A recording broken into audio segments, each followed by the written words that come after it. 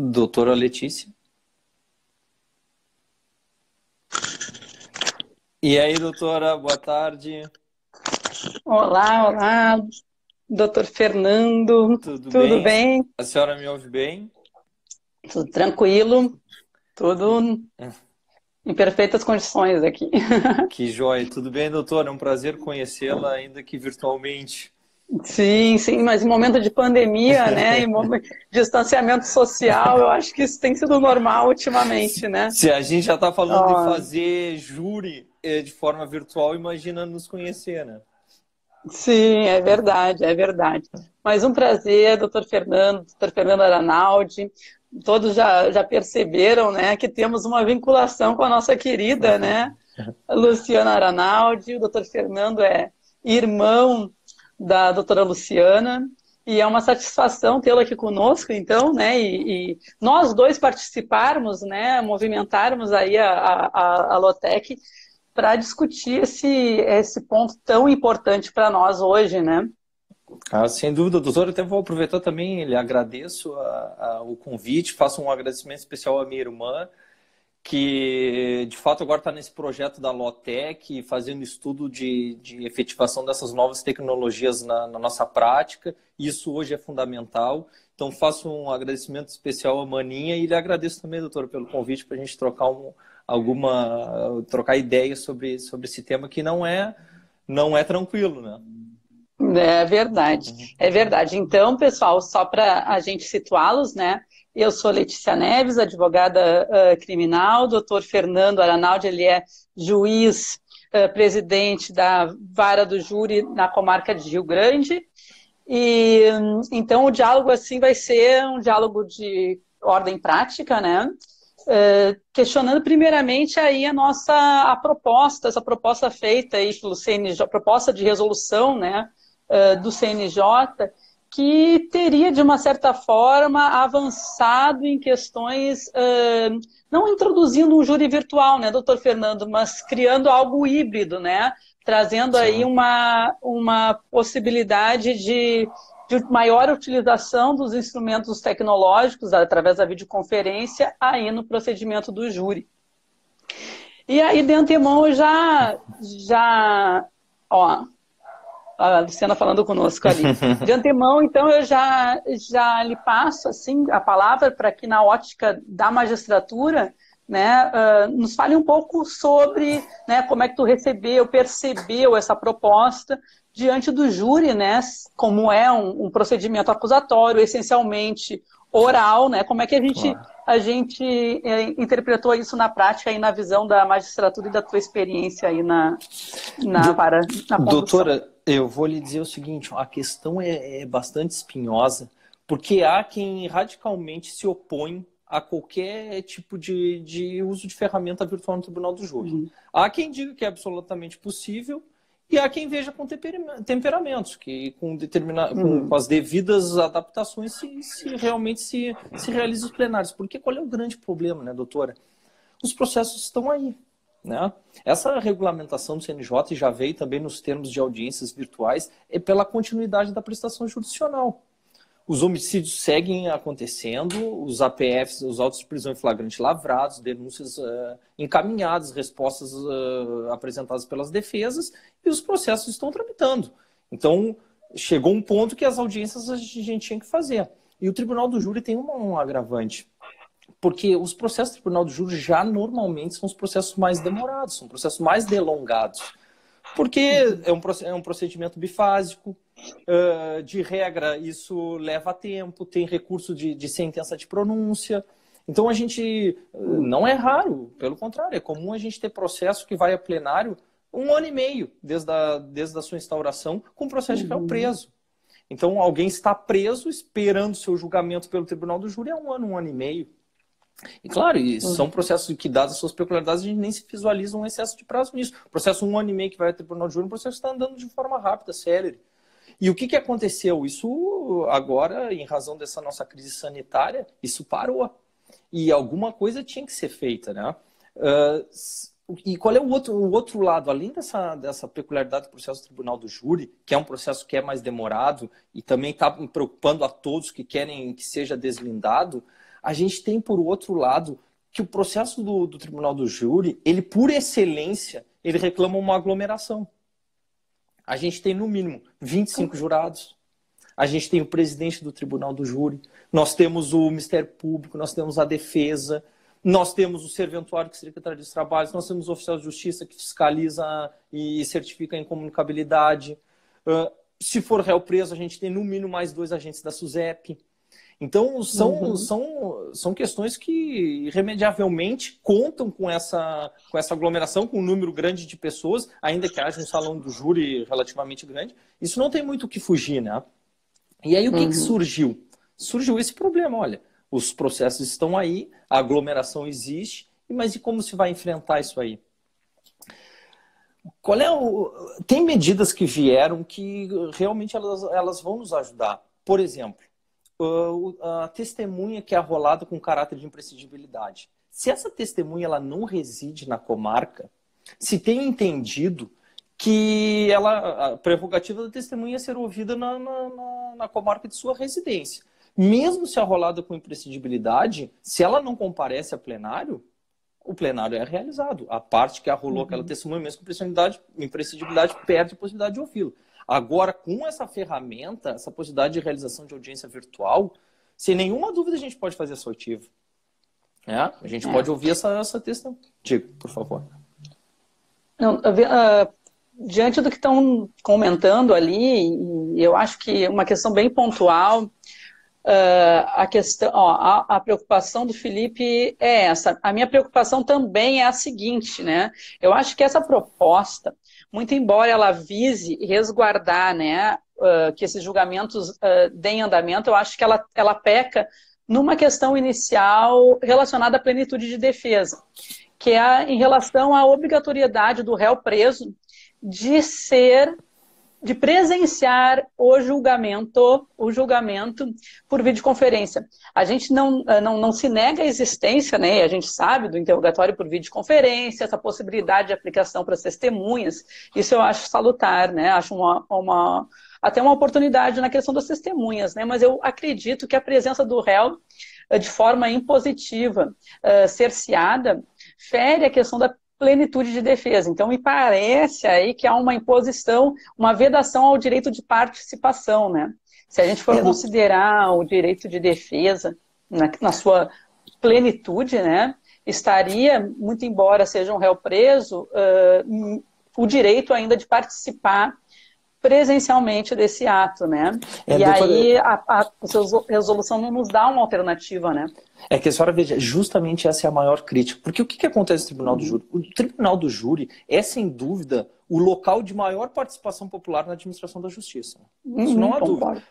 Primeiro, o direito de ser julgado pelos seus pares, e sem falar que, de regra, nós temos com plateia, né? Nós temos audiências, as pessoas vão até o salão do júri. Então, já a primeira crítica que haveria, olha, essa participação popular seria mitigada porque a gente faria com portas fechadas, sem abertura ao público. A outra seria justamente a plenitude de defesa. Além disso que a senhora diz, a faculdade de presenciar todo o julgamento, o que é dito, a produção da prova, tem outra questão, que essa plenitude de defesa no tribunal do júri, o que ela engloba? Ela engloba, além da defesa técnica, uma defesa extrajurídica, né? No júri, a gente fala mais do que ampla defesa, né? No júri é mais do que ampla defesa, plenitude de defesa. Se possibilita não só argumentos jurídicos, como metajurídicos, extrajurídicos, políticos, emocionais. E aí vem a grande ponderação contrária à utilização de ferramentas virtuais. Qual seria? Olha, eu preciso desse jogo cênico de demonstração das minhas teses extrajurídicas. Só que acontece, doutor? E eu faço uma outra ponderação, e não fechando questão sobre isso, mas com relação ao direito de presença. A senhora veja, a gente coloca uma televisão no plenário do Tribunal do Júri e o réu fica ali. Ele fica ali, está ali na televisão. E ele está presenciando absolutamente todos os atos.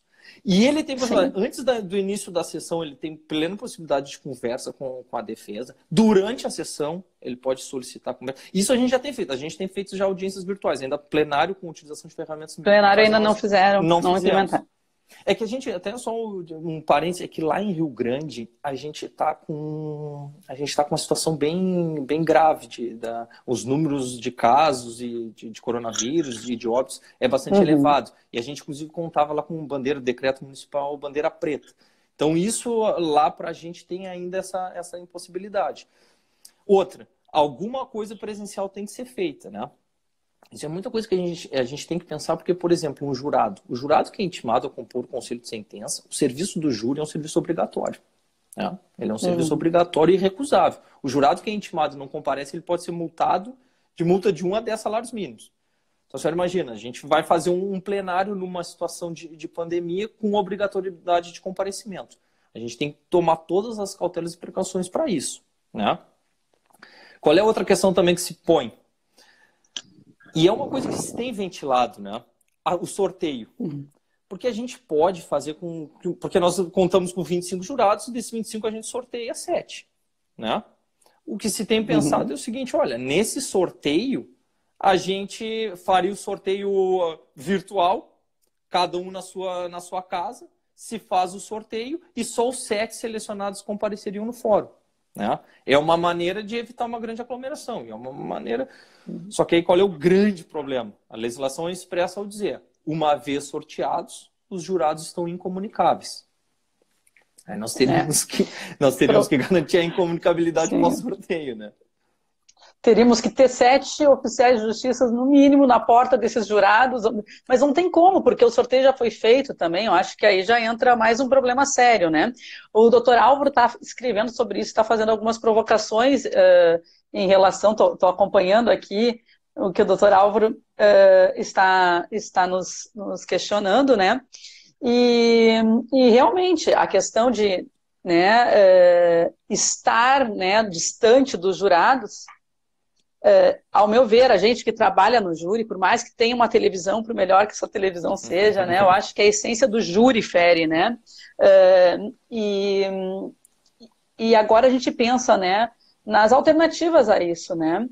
Pelo que a gente vê ali, me parece que uma imposição não seria o caminho, como a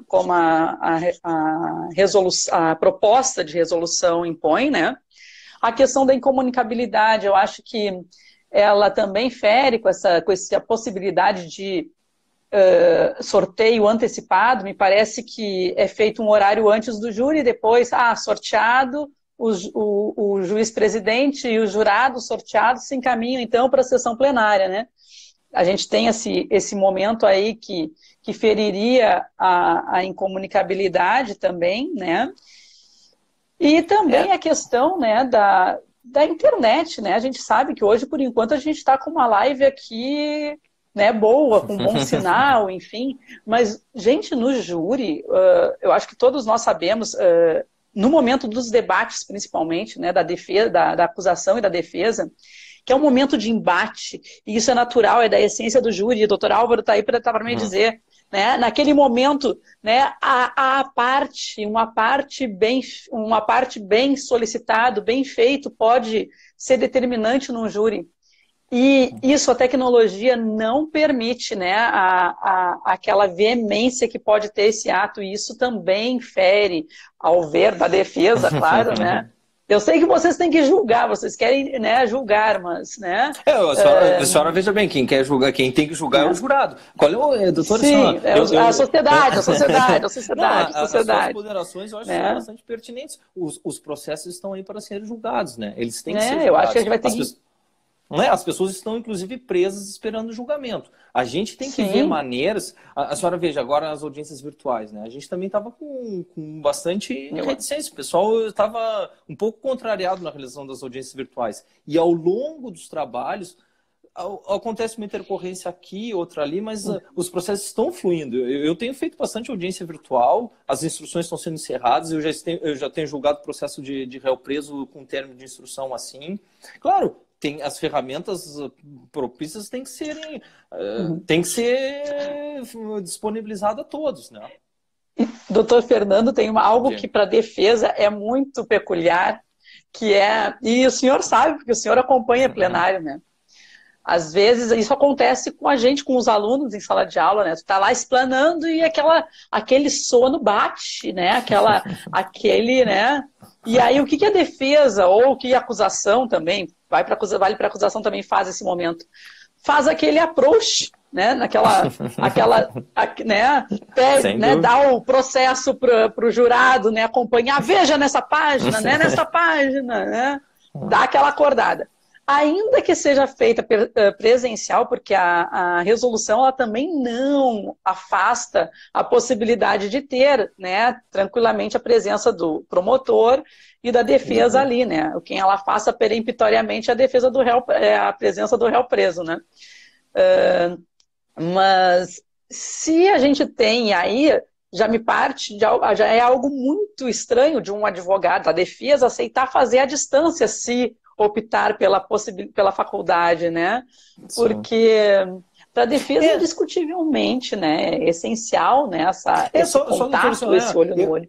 Não, eu concordo com a senhora. Eu acho que até pela estrutura do tribunal do júri, né? Nós sabemos que essa plenitude de defesa ela reclama esse tipo de atuação, né? E técnicas de chamar atenção e cativar um jurado, isso faz parte, né? Só que assim, eu teria certa divergência com a senhora no que diz com a presença, né? Eu não acho que a presença virtual seria uma não presença. Seria uma não presença. Não me parece que uma presença virtual seria uma não presença. Por exemplo, pro acusado. A gente tem uma peculiaridade. Agora a SUSEP aqui está com vedação de escoltas, né? Tem possibilidade, inclusive, de sair do presídio e por força de motivos óbvios. Eventual contaminação de quem vai para o ambiente externo que ingressa contaminado para um ambiente do presídio. Então, a gente não teria nem essa possibilidade de encaminhamento preso ao plenário. Só que a gente tem possibilidade de deixá-lo ali virtualmente, né? E ele expor todo... A senhora veja, o interrogatório do Tribunal do Júri é importantíssimo. A tese do interrogatório, ela inclusive ela é fonte do quesito. Né? Então, se a gente deixa o acusado com plenas... E, claro, tem uma outra queixa que se diz, está no ambiente carcerário, acompanhado de agentes penitenciários. Bom, isso também acontece fisicamente no Tribunal do Júri. Os agentes penitenciários estão ali. Salvo a questão das algemas, né? Que de regra sem utilização de algemas e que no ambiente prisional mais ainda não se utilizará algemas, né? Só na excepcionalidade nos casos da súmula vinculante.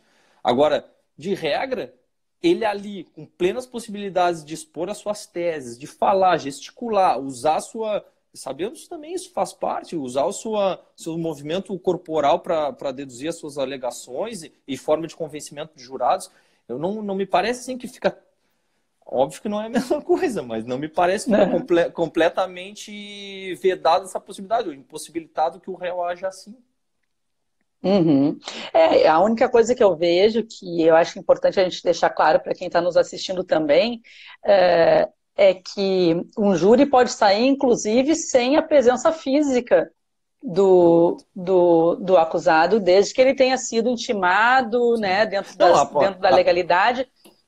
A senhora veja, há também quem diga, por exemplo, um acusado solto ou acusado preso que manifeste a vontade de não comparecer, se tem entendido que isso é até uma deságua do direito ao silêncio, né? Que isso não poderia nem ser explorado em plenário.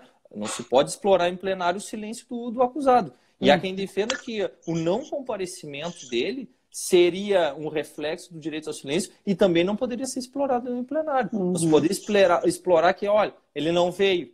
Né? E isso acontece... Doutora, assim, eu vou até lhe dizer, antes de toda essa nossa crise sanitária, eu tive uma situação que o réu manifestou, olha, eu não quero comparecer, manifestou com a sua defesa técnica, mas ele disse assim, eu quero ser interrogado. E nós fizemos um interrogatório de forma virtual, ele não residia na comarca, fizemos a pedido dele amparado pela defesa, que queria só fazer o interrogatório virtual, não queria comparecer em plenário. E, inclusive, a defesa ventilou, olha, é o direito, ele está só falando, se manifestando no interrogatório e está exercendo um corolário do direito ao silêncio. E fizemos o plenário assim. Então, também tem essa outra questão, né? Também tem essa outra questão. E ainda que ele diga, olha, eu quero estar presente, porque eu quero deduzir as minhas teses de interrogatório, que é meio de prova e de defesa. Será que fazendo isso virtualmente se afrontaria esse direito dele? É uma pergunta que é de ser Uhum. feita, né? A senhora veja, a gente tem casos que também não são raros, de 3, 4 acusados, né? Plenários para 4 réus, e 2 agentes penitenciários para cada réu. Isso é o que movimenta muito, questões de segurança, são questões complexas que até essas ferramentas virtuais podem ajudar a solucioná-las, né? Mas, claro, isso é tudo também de forma a conversar com o defesa e MP, né? Ó, doutor Fernando, tem gente dizendo que já fez mais de 50 júris com o senhor aí. É mesmo? É intenso o júri aí em Rio Grande. Essa vara que eu assumi, a primeira vara criminal da comarca do Rio Grande, ela ficou sem juiz titular bastante tempo. Então eu cheguei, tinha um resíduo um pouco expressivo, e aí nós fizemos bastante plenários. A gente tinha bastante sessões do Tribunal do Júri, e fizemos bastante coisa. Quem é que disse, doutora? Vamos ver aqui. A senhora sabe que Vamos eu não ver. sou muito familiarizado com essas Não, ferramentas e eu sou de... e eu já não sei, não consegui mais, não sei se a minha internet não deu para eu voltar aqui. Ó, vamos ver. Então, assim, ó, a questão da violação da súmula, o Álvaro pergunta se na nossa concepção viola a súmula vinculante número 11, né? Dentro daquela ideia de extensão, né? De não se pode usar algemas, que dirá, por questões de estigma, que dirá o cárcere, mas o doutor Fernando vai ter uma outra opinião aí. Fale, doutor Fernando. Mas a senhora veja, doutora, o estigma de estar recolhido, né? Só que se ele está em plenário, ele está acompanhado, ainda que sem algemas, ele está acompanhado de agentes penitenciários, né? Uhum. Isso é uma coisa certa. Então, é óbvio que ele estaria no ambiente prisional, só que estaria numa sala sem maiores identificações nesse sentido, acompanhados de agentes penitenciários, né? E o jurado, ainda que ele não esteja algemado, o jurado sabe que ele está recolhido, né? Está acompanhado de agentes. E sem falar que os jurados fazem plenário de réus soltos e presos, né? Essa detecção o jurado faz, né? Não me parece que isso seria uma influência indevida no jurado, com a devida vênia do doutor Álvaro, né? Doutor Álvaro. Ó, enfim, eu perdi a pessoa, mas uma pessoa colocou, depois eu lhe digo, mas colocou que já fez muitos júris, uns 50 deve júris. ter sido o doutor Guilherme Conde Patrício, ele é defensor público atuante lá na comarca do Rio Grande, fez vários plenários, um grande defensor público. Trabalhou bastante conosco lá, sim. Ó, eu concordo também com uma colega que mencionou que a defesa fica fria, né? A defesa e a acusação também à distância, né? Eu acho que perde um pouco perde a essência do júri. Hein, doutor Álvaro, imagina só, né? Eu acho que né, que é defensor, a gente que vive a preparação de um plenário, a preparação por parte da defesa, né, a preparação do plenário, ela parte da forma de olhar para os jurados, né, de toda aquela questão, né, de toda a nossa preocupação com isso, né, e a distância, mas a distância da defesa é algo que é facultado. O que eu fiquei pensando quando eu li a proposta de resolução é também o seguinte, que diz, né, que as sessões remotas poderão se realizar, né, a participação remota poderá ser feita, então, do Ministério Público, da Defesa, do réu, tá? Mas me parece, digamos que tenha, né, uma divergência de uma das partes, tanto do Ministério Público quanto com a Defesa, vai prevalecer o júri presencial. Me parece isso, né? Sim. Por quê? Eu concordo com a senhora. Eu acho que os atores, Ministério Público e Defesa, de regra, eles não vão aceitar essa manifestação virtual, né? Eu acho que é uma atuação virtual desses, porque a participação dos debatedores ela é intensa, né?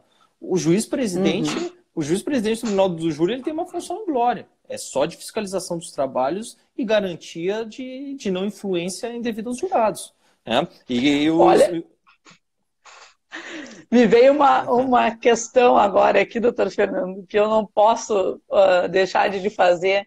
O senhor, como juiz-presidente, num caso complexo, imagine que a defesa, com receio do coronavírus, né, com receio dessa questão de pandemia, aceite juntamente com o Ministério Público num crime complexo, num julgamento complexo, um júri, né, na modalidade híbrida aqui, mas, né, à distância, por videoconferência, será que não seria um caso de reconhecer lá a deficiência de defesa? Doutora, assim, a priori, sem análise. Porque, a senhora, veja, eu acho que isso é uma coisa que a gente diverge um pouco com relação a como se apresenta essa presença virtual. Porque, a senhora, veja, eu tenho feito audiências virtuais. A participação de defesa, Ministério Público, testemunhas, vítimas, ela é regular. Regular, a gente não vê que alguém está deixando de desempenhar seu trabalho da forma que desempenharia, de forma nenhuma. Essa ferramenta que nos foi disponibilizada ao Poder Judiciário Nacional, até por força do Conselho Nacional de Justiça, ela é muito boa. Né? Esse VBEX tem várias ferramentas que nos auxiliam a gerenciar a audiência. Então a gente consegue fazer com que a defesa tenha contato. A gente faz a audiência, a defesa tem contato prévio com o réu.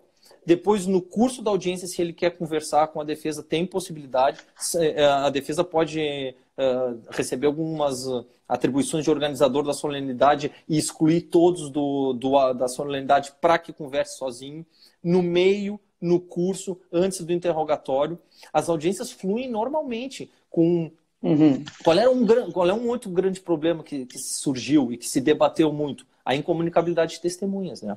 Isso era um problema sério, porque como é que a gente vai garantir que uma testemunha que foi ouvida não teve contato com a seguinte, o que vai ser ouvida depois? E era uma preocupação de todos. E a senhora sabe, doutora, que com o decorrer dos trabalhos, se viu que ela era ainda mais tranquila essa incomunicabilidade. Porque a possibilidade que se tem da testemunha encontrar outra no corredor do fórum, na saída da solenidade, da audiência, isso não acontece no ambiente virtual. De regra, a gente tem escutado as pessoas em casa. As pessoas estão em casa. Um policial está dentro da viatura sozinho. A gente consegue ver, a gente faz a inquirição, a gente faz a qualificação da pessoa, pede dados, identificação e pede que se mostre no ambiente que está. Se está sozinho, garantido que se encontra só no local. E isso garante incomunicabilidade. Então veio também essa ferramenta virtual, sanou um problema esse. Né? Que as pessoas conseguem se garantir incomunicabilidade de testemunhas e vítimas. A gente tem conseguido fazer reconhecimentos também a senhora veja, como se pensava que ia fazer por meio virtual um ato de reconhecimento. E é possível. A gente tem conseguido fazer. Essas ferramentas do programa VBEX permite. Diga. Sabe que tem o pessoal, já estão perguntando pela segunda ou terceira vez ali a respeito da como se fazer uma cariação, doutor Fernando, né? Se necessária, né? É isso justamente que eu digo, é mesmo o problema do reconhecimento. A gente imaginou como se fazer. Agora, virtualmente, a pessoa está lá. A pessoa está lá. Ela está, ela está. Como a senhora imagina, eu e a senhora aqui sendo um acariado com o outro. Estamos um frente ao outro. Né? E tem plenas possibilidades. Essas ferramentas virtuais, tudo é muito novo, mas a gente, quando começa a utilizá-las, a gente percebe que funciona, as coisas estão dando certo. Uma intercorrência aqui, outra ali que se ajusta com o andar da carruagem. Só que, doutor, até friso, assim, reitero, que a continuidade da prestação judicional não tem muito como se fugir disso. Né? Os processos estão aí, os réus estão presos e a gente tem possibilidades. Como é que a gente vai fazer uma sessão plenária eminentemente física contando com 30, 40 pessoas? É uma coisa. Eu concordo com a senhora, eu acho que a senhora foi muito feliz nessa expressão, concordo com a senhora, tem que fazer uma híbrida. Né? Temos que fazer híbrida. Alguma coisa se resolve, de repente, com os debatedores presentes. Eu concordo com a senhora, acho difícil que os debatedores não estejam, mas a cariação, atos de reconhecimento, oitivas de testemunhas, inclusive beneficiando que testemunhas não residentes sejam escutadas, isso eu acho que vem para agregar e melhorar até a realização, a prática do júri. Eu não sou contrária a questões, a inovações que realmente têm que ser necessárias, a gente tem que usar esses métodos, né, tecnológicos a nosso serviço, né, a nosso favor, né. Esses tempos, inclusive, eu estava com um cliente preso e solicitei um horário com uma magistrada e, assim, logo no início, assim, faz um mês, dois atrás, assim, disse que eu gostaria de conversar a respeito de um cliente que estava preso há tanto tempo, né? E de pronto ela me respondeu, a assessoria me respondeu e me enviou um link do Web Cisco, né? E me mandou aquele. E eu fiquei muito feliz, porque primeiramente me disseram, a Fernanda, que trabalha comigo, minha colega, disse assim: olha, Letícia, a doutora vai lhe atender, mas como? Nessa época de pandemia, deu certo, tá? Mas como? Como é que vamos fazer? Vamos fazer. Não, ela vai lhe atender, e mandou um link. Que maravilha, por um lado. Então, essas questões eu acho que nos facilitou para mim, facilitou para a doutora, foi super tranquilo, né? Conversamos. Porém, nesses procedimentos em que, principalmente o procedimento complexo, como é o caso do Tribunal do Júri, considerada a quantidade de penas altas, essas questões, assim, julgamentos efetivos, eu acho que a gente tem que ter uma ressalva. E entendo que nós estamos em pandemia, que a gente tem que continuar prestando e não negando, né, a prestação jurisdicional, mas é complicada essa questão de até que ponto nós vamos aceitar como participação desse réu, né, ao direito de estar presente no seu julgamento nesse formato virtual, sabe? Mas, enfim, são posicionamentos aqui, né? E a gente não encerra, né, doutor Fernando, como se diz, né? A questão, porque para nós também isso é novo, a gente está né? Mas eu sei que doutor, eu acho que a senhora está coberta de razão, tudo é muito novo, né? Eu acho que com a realização de trabalhos, a gente efetivamente realizando plenários, as audiências já começaram também com um pouco de ressalvas. Eu não sei se a senhora já fez alguma audiência virtual. A gente tem feito com bastante frequência. A gente tem feito com bastante frequência aqui e as audiências estão transcorrendo perfeitamente. Esse problema, qual é uma outra questão também que se coloca? A internet, né? A senhora tem que ver esse sistema do CNJ, se o organizador, que é o Poder Judiciário, conta com uma boa internet, há uma transmissão de dados perfeita e qualquer pessoa no seu celular, com o seu pacote de dados, consegue acessar a audiência e conversar perfeitamente conosco. Então, isso também é outra coisa. Claro, a gente precisa, as pessoas têm que ter acesso a essas ferramentas, né? São pena, inclusive, de viabilização, mas que é possível, a gente precisa fazer, acho que tem que fazer sem atropelos, acho que a senhora está coberta de razão, são processos seríssimos, porque por um lado, os processos são muito sérios, são os crimes mais graves, dolosos contra a vida, que são submetidos a julgamento pelo Tribunal do Júri, e por um outro lado, são os processos que mais contam com réus presos, né? Porque justamente por isso, pela gravidade. Então a gente tem que chegar num equilíbrio. São vários processos com réus presos em razão da gravidade, e são processos também que, em razão da gravidade, exigem cautela, cuidado. Eu acho que tem que se pensar muito nessa. É garantia constitucional, né? O julgamento pelo Tribunal do Júri é cláusula pétrea, garantia constitucional, e a plenitude de defesa lastreia o julgamento pelo Tribunal do Júri, é uma garantia constitucional de julgamento pelos pares. E a gente tem que, de repente, fazer ajustes de maneira que o julgamento seja realizado e respeitado essas garantias constitucionais. Pois não, doutor, desculpe. Dentre os artigos ali na internet, assim, teve um dos artigos, não lembro qual foi que eu li, de um autor, que estava mencionando que em alguns países estavam, né, pensando, inclusive, na por júri popular, né, e pensando na questão do julgamento por juiz singular. Aqui no Brasil seria um julgamento completamente inconstitucional, ainda que se tivéssemos, né, o argumento da pandemia, né? Então, o que nos faz pensar? Nos faz pensar em como continuar o que realmente for necessário. Eu acho que, né, mas eu acho bem delicado, assim, sobre a ótica da defesa, sabe? Sinceramente, principalmente nos... Doutor Fernando, só para a gente encerrar aqui, E a questão só para saber a tua opinião, né, sobre a questão da execução provisória das penas de 15, de penas iguais ou superior a 15 anos no júri, né? Qual a sua visão como juiz-presidente a respeito dessa questão?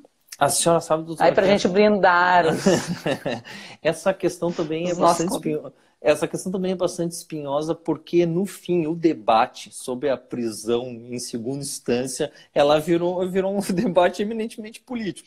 Se quem defende é de determinado partido, quem é contrário é de outro partido, né? Agora se positivou isso na lei. Essa questão teve o julgamento do Supremo, aí depois teve a mitigação para reconhecimento apenas depois do recurso no STJ, e agora veio a previsão no CPP, né?